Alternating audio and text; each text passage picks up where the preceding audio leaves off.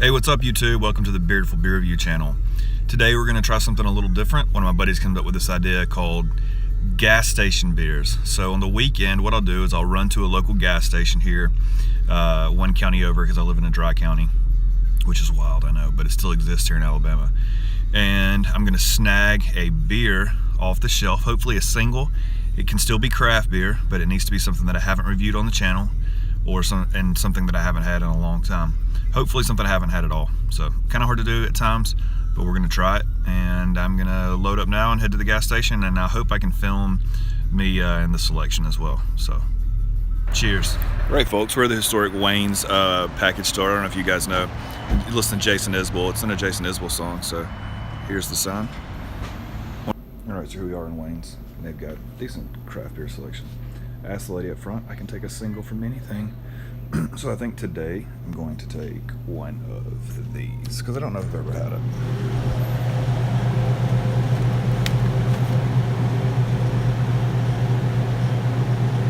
All right, so we're back, and of course I'm not drinking this immediately after I got it, because I went this morning, picked this beer up, and I made a mistake.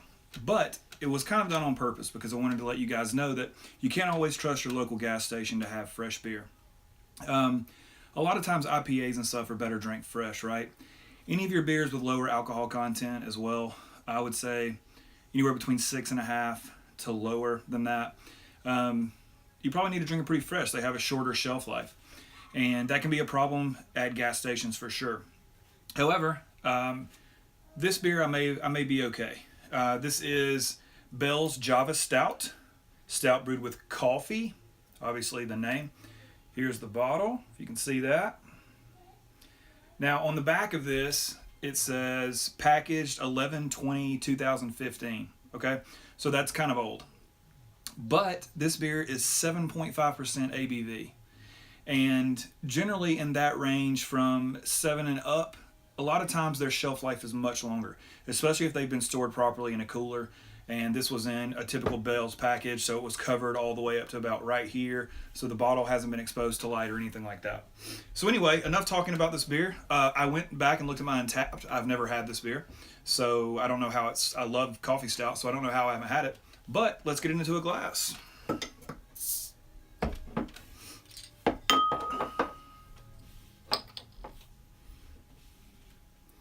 And I decided if this beer is skunk, which I don't think it will be, I will not give it an actual rating, but I will tell you what I think about it as far as the flavors go.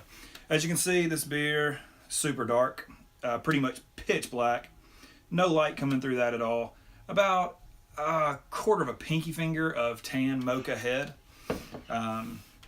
Probably could have got a little more head on it if I'd elevated the bottle just a little bit, but I did not. And I can smell this beer from here, so I think we're going to be okay. I don't smell any weird off notes that I can smell immediately. But let's get our nose in it and see. Nah, this beer smells good. Sweet, roasty chocolate notes on the front end. Pretty robust roasted coffee notes as well. Definitely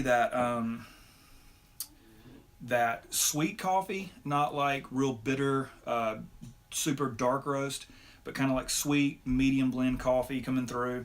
A decent amount of chocolate, actually, which I'm assuming that's probably just roasted malts that are coming across as chocolate. It doesn't say anything about there being any chocolate added to this beer or anything like that. So probably just the roasted malts.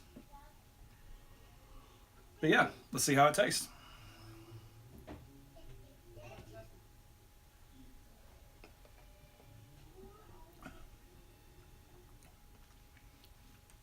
Yeah, so I'm not unlucky. This one's pretty good. Alcohol definitely preserved this beer. The front end is like sweet roasted coffee. The middle of the mouth is like the good roasty malt notes, big malt chocolate notes. The back end of this beer is more coffee with actually what I would consider like a little like baker's chocolate, a little bit of dark chocolate. So there's a little bit of bitter left on the back end of this beer, which I really, really enjoy when it comes to coffee stouts.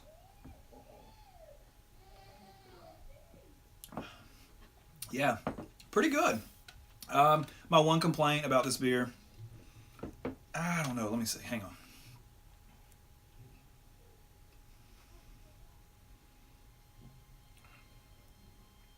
I don't know.